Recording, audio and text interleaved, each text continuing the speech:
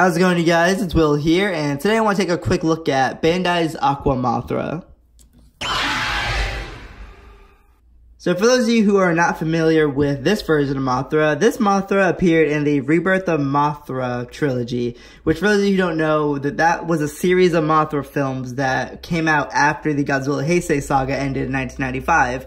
And the Rebirth of Mothra films ran from 1996 all the way up to 1998, and it starred a new iteration of Mothra that was known as Mothra Leo, the only male Mothra that we know of so far.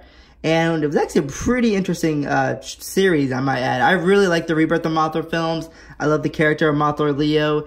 And what was really cool was that Mothra Leo here had transformations. And Aqua Mothra here is one of Mothra Leo's transformations. So this transformation, Aqua Mothra, this was first seen in Rebirth of Mothra 2. And just get into a quick history right here. So let's just put Leo in the background. So in Rebirth of Mothra 2, there is basically this underwater, like, demon creature known as the Garla, who is pretty much putting poison in the water, using his little bacteria known as barums. And Leo does battle with the Garla. He seems to have the upper hand at first, but the battle takes place underwater, and then Leo gets swarmed by the Garla's bacteria and is rendered out of commission, until Mothra Leo is then revived by this little furry creature, which turns out to be the water spirit known as Gorgo or Gogo. I don't really know. And Leo gets revived by that spirit and becomes Rainbow Mothra, which explains the coloration right here, why he's so rainbowy. That explains the coloration. Rainbow Mothra gets back in battle with the Garla and transforms into Aqua Mothra, and is pretty much able to continue the battle underwater and defeat the Garla. So yeah, this is one of Mothra Leo's, I think one of like 5 or 6 different transformations that he has. And this one is pretty epic. Like I said, I just love the coloration on this figure. So I guess we got articulation out of the way real quick, because there's not much. This figure only has a little bit, the tail right here, or this back piece, and a little bit in the head, not much. And it's very stiff, and I don't want to break this figure. So this figure was one of my G-Fest buys from last year's G-Fest. You probably saw it in my G-Fest haul video. Got this figure for $20. I found out why it was $20. The figure is actually missing. If you see these 2 little holes right here in the front, you see that? The figure is actually missing its 2 antenna pieces that are supposed to go up like that.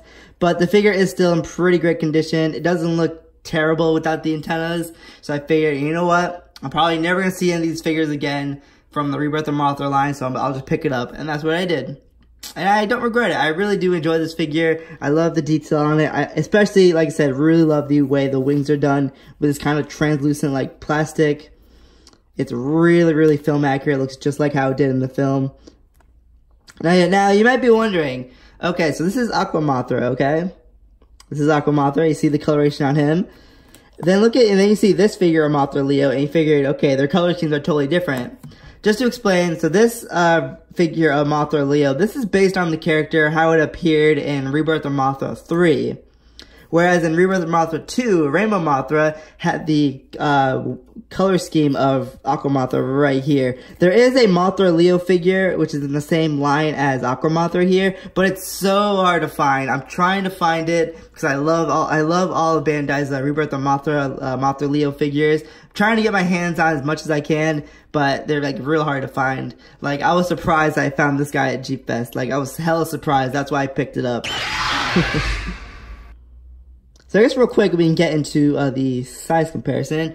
As you can see, this figure is a lot more heftier than your typical Bandai creation Rainbow Mothra. Alright, we'll move on to size comparisons with some other figures real quick. So let me get out the only other figure I have from the Rebirth of Mothra universe, that being Cretaceous King Ghidorah. This is, of course, the character from Rebirth of Mothra 3, and this is the young form of the Grand King Ghidorah that we see in that film. Now, Aqua Mothra didn't appear much in Rebirth of Mothra 3. This transformation was only seen for a brief moment to transform Mothra Leo into Lightspeed Mothra, so he can go back to the past and battle the young King Ghidorah. Obviously, sizing does look pretty good there. Some may complain that Aqua Mothra is a tad too big to what it was in the movie, but I say it still looks pretty good. Of course, some people will probably say that this is probably the better pairing. But it still looks pretty good. It's cool to see these guys next to each other. Let's get you out of here.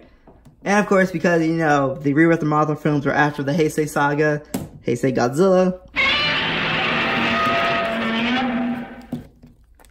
It looks pretty good. That looks like a much interesting fight than this, I would say.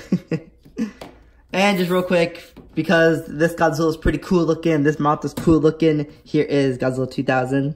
Yeah, they look pretty good together. I don't know, just design-wise, they look cool next to each other. This, of course, being the Memorial Box Godzilla 2000, also a G-Fest buy. Pretty cool. Alright, you guys, so if you guys can come across any of the Rebirth of Mothra figures, don't hesitate. Pick them up if they're a good price like I did. Even though my figure is still missing the antennas, I'm still going to give this figure a good 10 out of 10 because it's a pretty rare figure to find. There is another version of this figure. Like, this is the regular standard size. As you can see how big they are compared to a 6-inch figure. This is the standard size version. There is a slightly smaller version that comes in a battle pack with, of course, Rainbow Mothra, Degarla, and a few other pieces in that set. So there's 2 versions of Aqua Mothra out there. If you can get your hands on the standard one, I just think the detail looks a little bit more better, but both of them are fine. Alright guys, hope you guys enjoyed the review here of Rainbow Mothra. Again, I love the Rebirth of Mothra films. Let me guys know your opinions on them in the comments down below. I'd love to talk to you guys about it. And that is it. Thank you for watching.